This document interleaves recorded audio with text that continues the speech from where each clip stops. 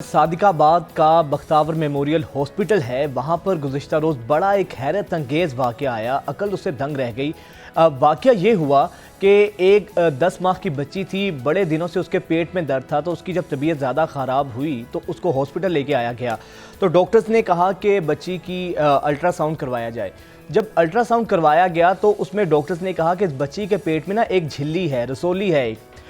उसको जब देखा गया तो फिर मालूम हुआ, जब डॉक्टर्स ने ज़रा उस पर रिसर्च की, गौर खोज किया, तो पता चला कि 10 माह की बच्ची के पेट में 2 किलो का बच्चा ज़िंदा था और वो जन्म ले रहा था वहाँ पे।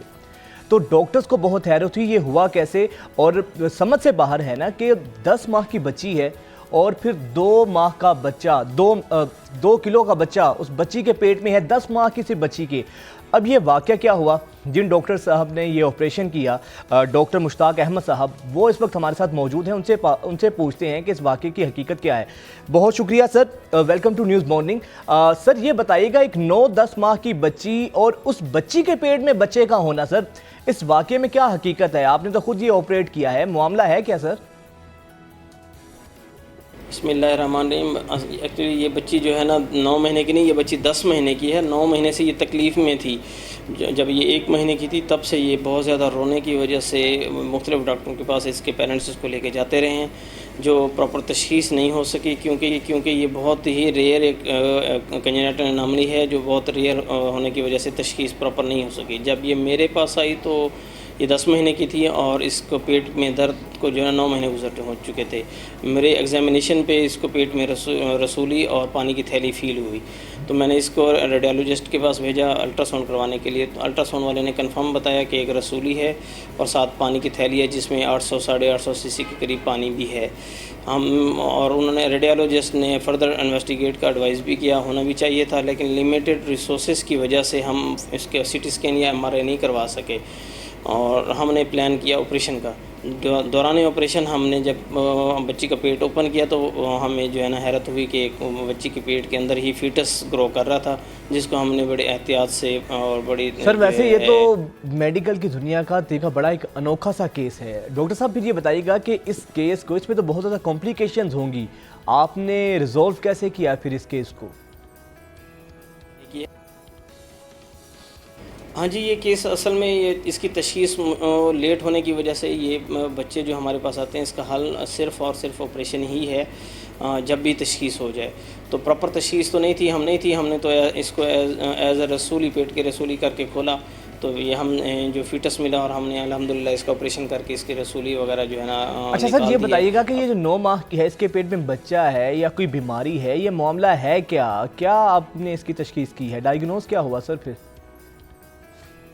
जी, हम ये इसको बीमारी ही लेबल करेंगे, क्योंकि बच्ची हमारे पास पेट में दर्द के और पेट में रसूली की कंप्लेन के साथ आई, तो हमने इसको एज अ बीमारी इसको लेबल करना है। इसको ऑपरेशन भी हमने रसूली के लिए ही किया था, लेकिन ये तो अल्लाह की कुदरत है कि एक फीटस हमें मिला।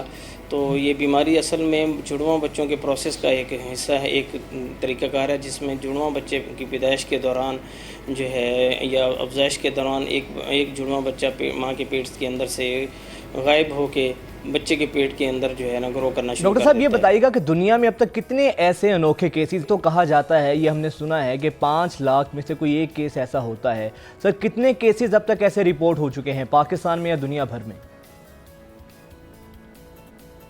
जी, इस तरह के केसेस जो है ना दुनिया में फ़र्स्ट केस तो 1945 में हुआ था, रिपोर्ट हुआ था। बाकी वक्फे से वर्ल्ड वाइड ये रिपोर्ट होते रहे हैं। पाकिस्तान में भी कुछ रिपोर्ट हुए हैं, लेकिन अंडर रिपोर्ट रहे हैं। ये अपनी नौइयत का ये पहला ही केस हम कह सकते हैं, क्योंकि इसको मीडिया ने हम बहुत ज़्यादा हाईलाइट कर दिया, इस वजह से ये बहुत ही मुनफरिद केस है। तो ये केस ऑलरेडी रिपोर्ट हुए हैं, लेस देन 200 केसेस। ऐसे मामलात होते हैं तो हम देखते हैं कि लोग तोहम परस्ती की जानिब जाते हैं, बहुत अजीबोगरीब बातें की जाती हैं। तो साइंस इस केस को किस तरह से देखती है, साइंस में इसकी क्या मंतक है? देखिए इसमें ना तोहमत परस्ती का कोई गुंजाइश नहीं है। इसमें हमल या बच्ची के पेट के अंदर बच्चा नहीं होता। ये असल में इसका जुड़वा भाई या बहन होता है, जो माँ के पेट से अलग होकर उस बच्ची के पेट में या ग्रो करना शुरू कर सकता है। तो ये अमल लड़कों में भी पॉसिबल है, ट्विंस जुड़वा में लड़कों में भी हो सकता है। इसलिए इसमें तोहमत परस्ती या इल्ज़ाम लगाना या बच्ची का या गुनाह कोई इस तरह के कोई इशू नहीं है। ये एक प्रोसेस है जो लाखों में एक आध बच्चे में होता है। तो ये लड़कों में भी हो सकता है, इसलिए इसमें हम ये नहीं कह सकते कि, बल्कि कहना गुनाह ये है कि हम तोहमत लगाएं ठीक इसमें। साहब, ये बताइएगा, सारी चीज़ें हो चुकी तो बच्ची की हालत कैसी है? अब ज़रा बच्ची की हालत के बारे में बताइएगा। अब ठीक है वो बिल्कुल? जी, ऑपरेशन के बाद और ऑपरेशन के दौरान हमने अल्हम्दुलिल्लाह कामयाबी से ऑपरेशन करने के बाद बच्ची की हालत बिल्कुल ठीक है। आईसीयू केयर के बाद बच्ची स्टेबल है, काफ़ी ख़तरे से बाहर है। और हम बाकी इसकी फ्यूचर में हम इसके जो हमने फीटस निकाला है उसको हम लेबॉर्ट्री के लिए में भेजा हुआ है हिस्टोपैथोलॉजी के लिए। उसकी रिपोर्ट आने के बाद ही हमें जो है ना कुछ कह सकते हैं। आम तौर पर ये बिनाइन डिजीज़ है, दोबारा होने का या बच्ची की लाइफ पे कोई इफ़ेक्ट नहीं होता। अच्छा सर, ये बताइएगा कि ऐसे जो केसेस होते हैं इनकी तशखीस किस तरह हो सकती है और कितना ज़रूरी है कि बर वक्त इसका इलाज करवा लिया जाए ताकि मज़ीद कॉम्प्लिकेशंस पैदा ना हो? जी, जैसे कि मैंने बताया कि बहुत रेयर डिजीज़ है, लाखों में एक आध बच्चे को होती है इस, और दूसरा बच्चे में बज़ाहिरी तौर पे कोई पैदाइशी नुक्स नहीं होता। जब बच्चे को कोई कंप्लेन होती है, इवन के बाज़ औक़ात पूरी लाइफ, कुछ केस ऐसे रिपोर्ट हुए हैं कि पूरी 20-22 साल के बच्चों में या लड़कों में जाके पेन या कोई रसूली वगैरह फील हुई है तो ऑपरेट किया गया है। तो इसलिए बज़ाहिरी तौर पे बच्चे नॉर्मल होते हैं, इसलिए इनकी तशख़ीस और इलाज लेट ही होता है हमेशा। जी, जैसे कि मैंने बताया कि बहुत ठीक है। अच्छा सर, ये बताइएगा डॉक्टर साहब के आपने कहा कि इसकी तशखीस, इसको डायग्नोज करना बहुत मुश्किल है। कॉम्प्लिकेशंस क्या हैं सर? डायग्नोज करना मुश्किल क्यों है? अल्ट्रासाउंड मशीन्स हैं, बाकी ऑपरेटर्स भी, अब तो इतना जदीद इक्विपमेंट आ चुका है, तो फिर इसको डायग्नोज करना सर इतना मुश्किल कैसे है? जी, जैसे कि मैंने पहले ही बताया कि ये बीमारी बहुत ही रेयर है, तो इसकी तशख़ीस और इलाज बहुत ही मुश्किल है।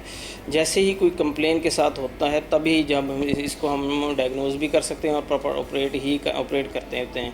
तो ये बहुत रेयर डिज़ीज़ है, इस वजह से ऑपरेटिंग सर्जन्स का और रेडियोलॉजिस्ट का ध्यान इस तरफ कम ही जाता है, इसकी तशख़ीस की तरफ। तो ये डायग्नोज मोस्टली ये पर ऑपरेशन के दौरान ही तशख़ीस हो पाती है और ऑपरेशन के दौरान ही हम इसको निकाल लेते हैं। ठीक है, बहुत शुक्रिया। डॉक्टर अहमद साहब हमारे साथ मौजूद थे।